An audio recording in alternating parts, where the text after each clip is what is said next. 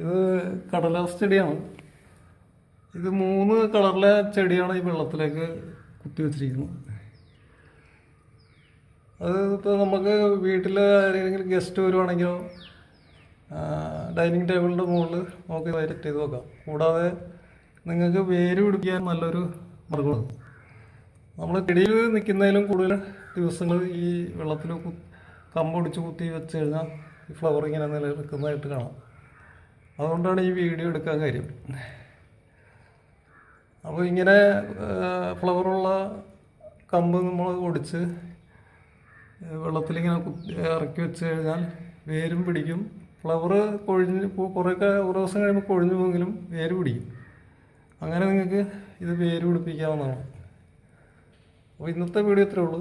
Video ഇഷ്ടപ്പെട്ടാൽ എൻ്റെ channel subscribe ചെയ്യാൻ മറക്കരുത്. അടുത്തൊരു വീഡിയോ ആയിട്ട് വീണ്ടും കാണാം.